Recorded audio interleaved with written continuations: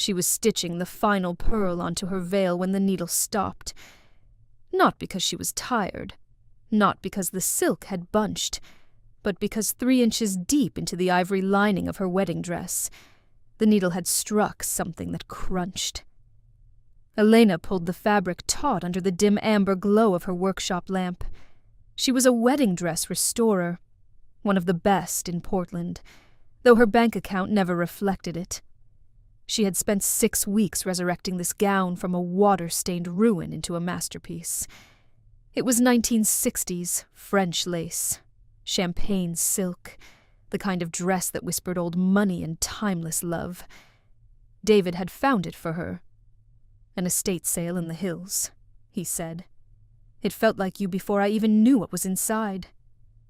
Now, Elena reached into the slit she'd opened to repair a torn seam, and her fingers closed around paper.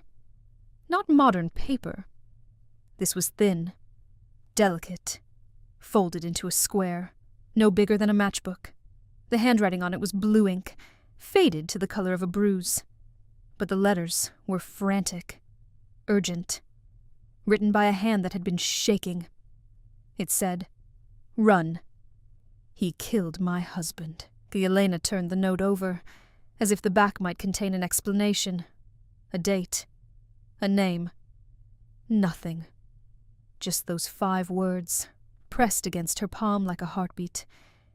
She looked at the dress David had given her, the dress she was supposed to marry him in, and for the first time in 3 years, she wondered if she knew the man she was waking up next to. Elena Vance is 28 years old, and she has a habit of fixing things that are already broken. She restores shattered porcelain, reweaves torn tapestries, and specializes in wedding gowns that have survived fires, floods, and decades of neglect. She believes that if you are patient enough, careful enough, you can make anything beautiful again. It is her gift. It is also her flaw, because Elena has spent her entire life ignoring the cracks in people, telling herself that love, like lace, just needs a steady hand. David found her at an open-air market 2 years ago, haggling over a box of rusted sewing scissors. He was 32, an architect, with a laugh that filled rooms and a habit of touching her cheek whenever she spoke, as if her words were something precious he needed to feel. He built her a studio in his backyard. He remembered how she took her coffee. He never once raised his voice. He was also a man who kept a locked drawer in his study. Elena had noticed it 6 months into their relationship. A slim mahogany drawer that clicked when she walked past it, as if the wood itself were warning her. When she asked about it, David had kissed her forehead and said, "Everyone needs a corner for their ghosts." She had let it go. Because he was kind. Because her mother had raised her to believe that privacy was the same thing as trust. Now, sitting in her studio at 2 a.m. with the note spread under her lamp, Elena realized that privacy and secrets were not the same thing at all. She turned to her laptop. The estate sale David mentioned. He'd said it was an unadvertised liquidation, the home of a deceased socialite. Elena typed keywords into the search bar. Portland estate sale, vintage wedding dress, 1960s, death. The third result stopped her breath. Claire Aubert, 54, perished in house fire, beloved wife of the late Richard Aubert. There was a photograph, a woman with silver-streaked auburn hair, standing on a sailboat, smiling at something off camera. She looked kind. She looked alive. And she was wearing Elena's dress. Elena didn't sleep. She sat at the kitchen table until dawn, turning the note over and over, watching the sunrise bleed across the hardwood floors David had installed himself. When he came down for coffee, wearing the gray sweater that made his eyes look like storm clouds, he moved behind her and wrapped his arms around her shoulders. His hands were warm, steady. "You didn't come to bed," he said. I found something in the dress." His hands paused, just for a fraction of a second. But Elena felt it.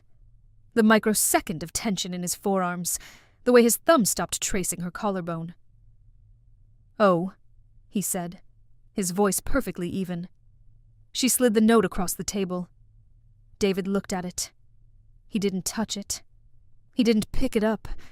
He simply stared at those 5 words as if they were a language he'd spent years trying to forget. "Where was this?" he asked quietly. "Sewn into the hem. The hem you told me was original."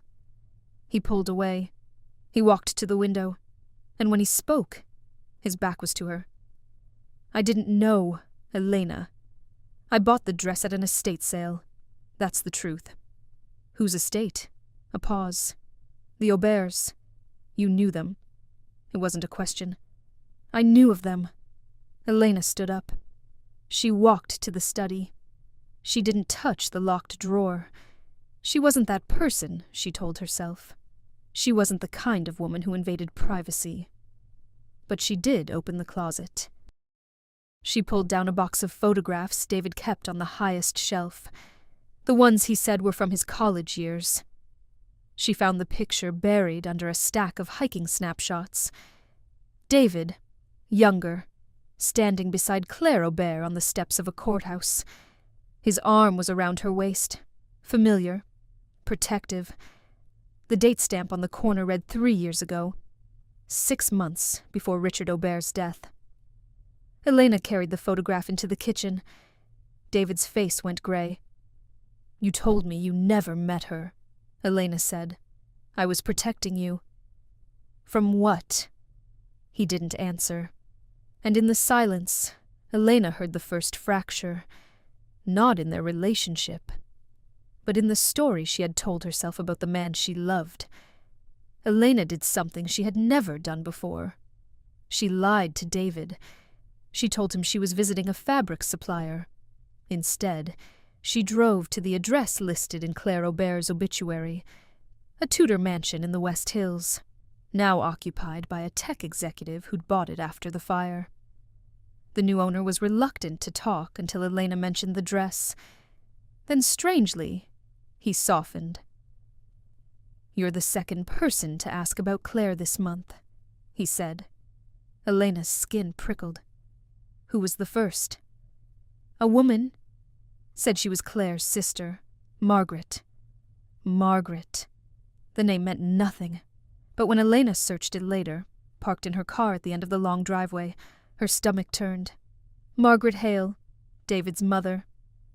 Elena had met Margaret only twice, a poised, elegant woman in her 60s, who wore pearls like armor, and who had looked at Elena the way one might look at a stain on a carpet. Polite, but disappointed. She lived in a retirement community 2 hours south. Elena had assumed the distance was the reason they rarely saw her. Now she drove those 2 hours without stopping. Margaret's cottage was immaculate, white roses in crystal vases, the smell of lavender and old money. She served Elena tea in china cups so thin they were translucent, and when Elena placed the note on the table between them, Margaret didn't flinch. "So," Margaret said, stirring her tea, "the little mouse has found the trap. You knew about this. I knew Claire was dramatic. She always was. Even as a girl, she confused theater with reality." Elena leaned forward. "The note says Richard killed her husband, but Richard was her husband." Margaret set down her spoon. It rang against the porcelain like a bell. "Does it? Read it again, my dear. It says, 'He killed my husband.' It doesn't say Richard killed him." Elena's blood turned cold. "Then who?" Margaret smiled. It was the saddest smile Elena had ever seen. "Claire was married before Richard, a boy from her hometown. He died in a car accident when she was 22. The police called it an accident. Claire never believed that. She believed Richard arranged it, because Richard wanted her, and Richard always got what he wanted." Elena tried to process this. Why would she hide the note in her wedding dress? Because that dress was originally from her first wedding.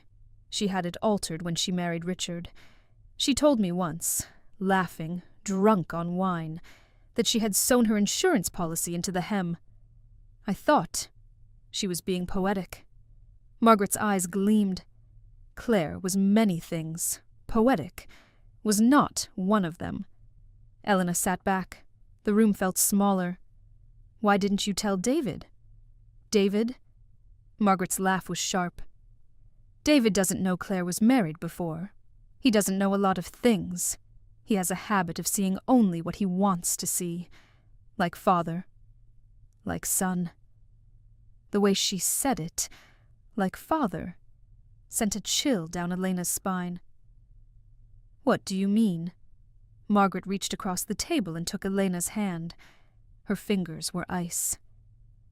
I mean, Elena, that you should be very careful about the men in this family.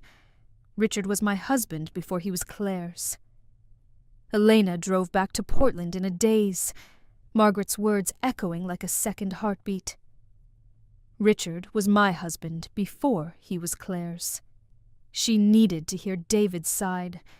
She needed to believe there was an explanation that didn't end with her fiancé being the son of a murderer. Or worse, a murderer himself. But when she got home, David wasn't there. His car was gone. His phone went to voicemail. Elena did something she promised herself she wouldn't do. She went to the study. She took a hairpin from her dresser, and she picked the lock on the drawer.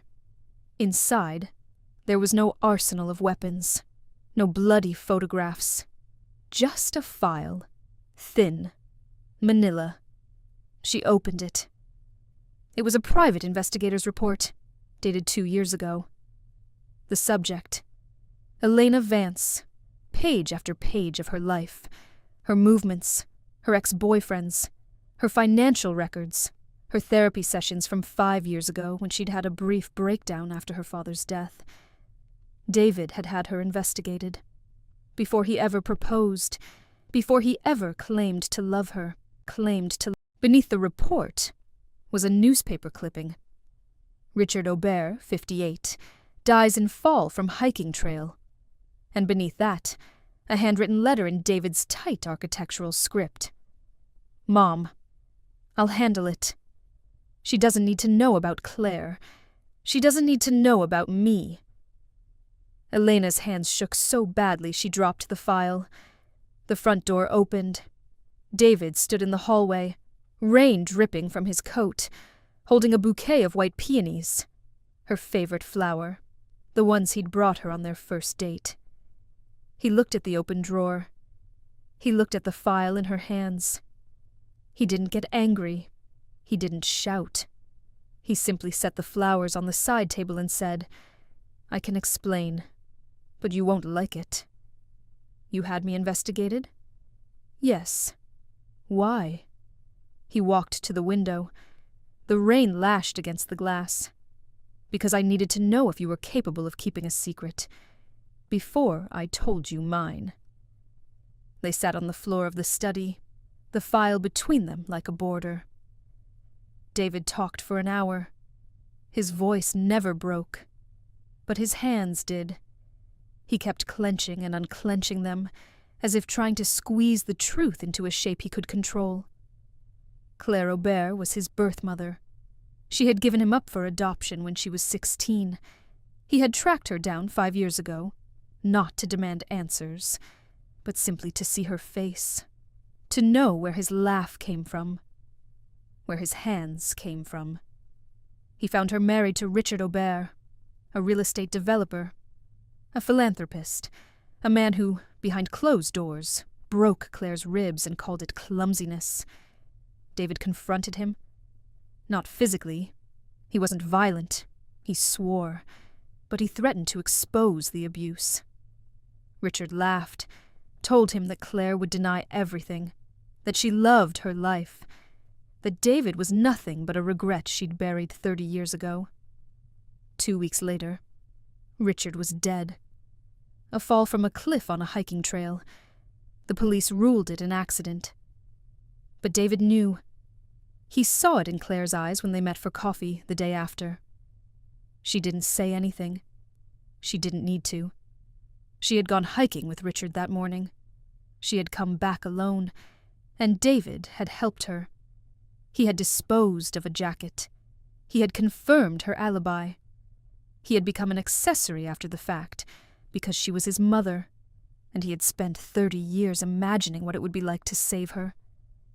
"The note," Elena whispered. She wrote it about Richard. She knew what she'd done. She wanted proof, in case anyone came after her. "No," David said. His eyes were red-rimmed now. "She wrote it about me." Elena stared at him. "Richard didn't fall, Elena. I pushed him. He was hitting her. He had a rock in his hand. I shoved him and he went over the edge. It was an accident. But it was my hands. She wrote that note because she was afraid of what I'd become, of what I was capable of. She hid it in the dress she wore when she married him, as a warning. To any woman who might love a man like me." The room was silent, except for the rain. Elena looked at the man she was supposed to marry in 12 days. She saw not the architect, not the gentle lover, but a stranger who had carried a corpse in his heart for 2 years. "Why the investigation into me?" she asked. "Because I needed to know if you could love a man with blood on his hands, before I asked you to." Elena didn't leave him that night. She told herself it was because she needed time to think, because the storm was too violent, because she was tired. But the truth was darker. She stayed because some part of her, the part that restored broken things, wanted to believe that David was salvageable, that love could be stronger than violence, that she wasn't the stupid girl who almost married a killer. She was still telling herself this when she woke at 3 a.m. to the smell of smoke. Not cigarette smoke, not fireplace smoke. Chemical. Acrid. Wrong. She ran downstairs. The studio was ablaze. Her workshop. Her dresses. Her life's work. Feeding a fire that roared like an animal.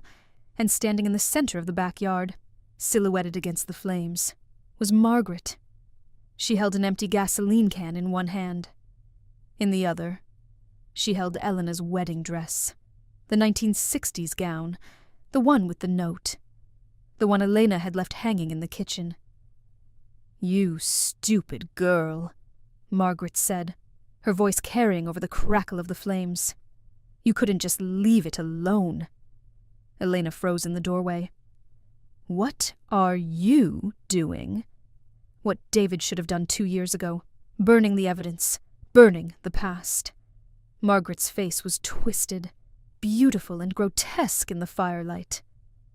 "Claire was going to tell you everything. Before the wedding. She called me last month. Yes, she's alive, Elena. She faked her death. She was living in Vermont, and she was going to come to your wedding and tell you that David killed Richard. She was going to ruin him. Ruin us."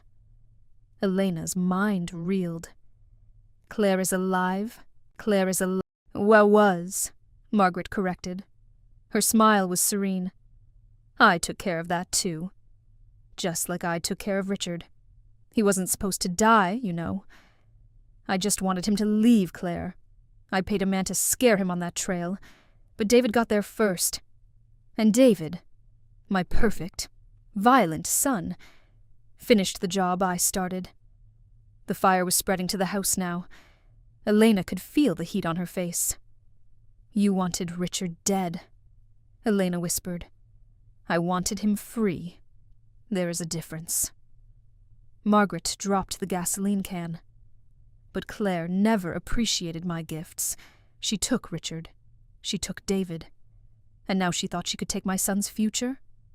No. I burned her house. I burned her life. And now I'll burn this dress. And you with it. before I let another woman destroy what's mine." She pulled a lighter from her pocket. Elena didn't think. She ran, not toward Margaret, toward the studio, toward the fire hose David kept for emergencies. She grabbed it, turned the valve, and sprayed. Not the flames, but Margaret. The gasoline on Margaret's coat ignited in a whoosh of blue and gold. She screamed, dropping the lighter, beating at her sleeves. Elena hit her with the water, knocking her to the ground, extinguishing the flames. Margaret lay in the mud, sobbing, her coat scorched, her pearls scattered like teeth. Behind Elena, sirens wailed. David stood in the doorway of the house, phone in hand, staring at his mother as if she were a ghost he had been running from his entire life. "You told me she was dead," he said quietly. Elena looked at him. "Claire is alive," Margaret wept. "And she was coming back for you, David. She was going to tell Elena that you were just like Richard, that violence is in your blood. But you're not like him. You're like me." David walked past his mother. He didn't look down. He took Elena's face in his hands, which had pushed a man off a cliff to save a woman he barely knew. "I need you to run now," he said. "Not because I'm dangerous, but because I don't know how to stop being the man everyone thinks I am." Elena looked at the dress in the mud. The note was still sewn inside. The truth was still inside. She didn't run. The police took Margaret away for arson and attempted murder. The investigation into Richard Aubert's death was reopened. Claire Aubert, alive, scarred, living under a different name in Burlington, flew to Portland to give her statement. She met Elena in a conference room at the police station. She was smaller than Elena imagined, frailer. Her hands trembled as she held a cup of coffee. "The note," Claire said. "It wasn't about David, and it wasn't about Richard. Not exactly." Elena waited. "It was about the man who introduced me to Richard, who told me Richard would take care of me, who watched me suffer for 30 years, and called it marriage." Claire's eyes were dry. She had no tears left. Margaret. She was my sister, my older sister. She gave me to Richard like a gift, and when I tried to leave him, she told me I was ungrateful. When David found me, when he tried to save me, I wrote that note because I knew Margaret would never let me go. I sewed it into the dress she bought for my wedding, because I wanted her to find it. I wanted her to know that I knew. "But David found the dress instead," Elena said. "David found me, and in finding me, he found everything Margaret had buried." Claire reached across the table and touched Elena's hand. "He is not his father. He is not his mother. But he is a man who believes he has to carry the sins of the people who made him. The question is whether you can love a man who is still learning how to put down the weight." Elena looked through the glass partition. David sat in the hallway, head in his hands. He looked like a man who had been holding his breath for 32 years. She thought about the locked drawer, the investigation, the lie, the push off the cliff. She thought about the way he built her a studio, the way he touched her cheek when she spoke, the way he had chosen to protect a broken woman he barely knew, not knowing it would break him, too. Elena stood up. She walked out of the conference room. She sat beside David on the hard plastic bench. She didn't say, "I forgive you." She didn't say everything will be okay. She said, "When they let you go, we're going to burn that dress together. And then you're going to tell me everything. Not because I'm fixing you, but because I'm choosing you. And choice only matters when you know exactly what you're choosing. David looked at her. For the first time since she'd known him, he didn't try to hide his face. He let her see the guilt, the grief, the hope. "And if I'm not worth choosing?" he asked. Elena took his hand. His fingers closed around hers, tight and terrified. "Then we'll find out together. But I'm not your secret anymore, David. And you're not mine." They did burn the dress. On a beach in November, when the wind was sharp enough to carry the ashes out to sea. The note went with it. Claire's fear, Margaret's malice, David's shame, all curling into smoke. Claire refused to press charges against David for Richard's death. The district attorney called it a tragic accident, exacerbated by years of abuse. David's architecture license was suspended for 6 months, while he underwent mandatory therapy. He didn't fight it. Elena didn't marry him that winter. She didn't marry him the next spring. She waited until she could look at him and see not the man who pushed another off a cliff, but the man who sat across from her every morning, telling the truth even when it cost him. They were married in a courthouse, Elena wearing a simple white blouse she had sewn herself. No lace, no ghosts, no hidden notes. Margaret died in prison 18 months later. Not from violence, from a stroke, alone in her cell, clutching a photograph of David as a child. She had loved him in her way, but love without honesty is just another word for possession. David and Elena named their daughter Claire, not because the past was forgiven, but because the future needed to remember that the women who survive are the ones who write their own endings. Some dresses carry more than fabric. They carry warnings, whispers, and the weight of lives we never lived. Elena's story forces us to ask the hardest question. If you found a note from the past, accusing the person you loved, would you run? Or would you stay long enough to learn if the truth was more complicated than the fear? Drop your opinion in the comments. Would you have forgiven David? Did Elena make the right choice? And most importantly, what would you have done if you found that note in your wedding dress? Subscribe for more true stories that will change the way you see the people closest to you. Because sometimes the most dangerous secrets are the ones sewn into the things we love most.